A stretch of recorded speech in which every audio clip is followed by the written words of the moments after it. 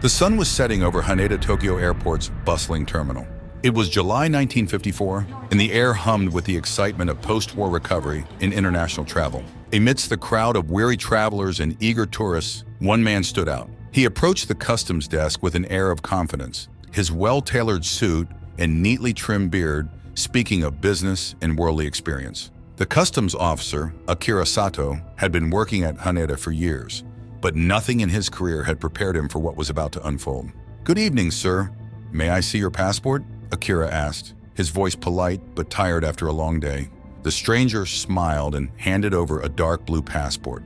Akira opened it, his eyes scanning the familiar format until they landed on something that made his heart skip a beat. The country of origin, Taured.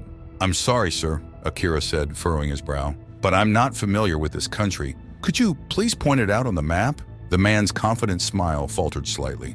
"Of course," he replied in fluent Japanese.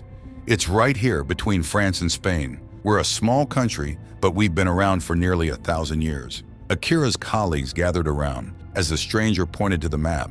Where his finger landed, they saw only the familiar outline of Andorra. The man's face grew increasingly perplexed and then frustrated as the officials insisted no such country existed. As the night wore on, the mystery deepened. The man's briefcase revealed a driver's license from Taured, currency from various European countries, and business cards from companies that, when called, had never heard of him. Yet his passport bore stamps from previous visits to Japan and other nations. In a scene that could have been plucked from a spy thriller, officials decided to house the man in a nearby hotel under guard while they investigated further. The stranger, now visibly shaken but still insisting on his story, was last seen entering his room on the 15th floor. But when morning came, it brought with it a twist that would fuel decades of speculation. The room was empty. The man had vanished without a trace, along with all his mysterious documents. The guards swore no one had entered or left. It was as if the man from Taured had simply ceased to exist. For years, this tale circulated in hushed whispers among airport staff and eventually found its way into the wider world. It sparked theories of parallel universes, time travel, and government conspiracies. The man from Taured became a legend, a tantalizing glimpse into the unknown. But as with many legends, the truth lay hidden beneath layers of embellishment and imagination. That fateful night at Haneda might have been inspired fully by a man named John Allen Zegras, who was arrested at a Japanese airport. Zegras, an American with a talent for deception, had created a false passport from a non-existent country he called Taured.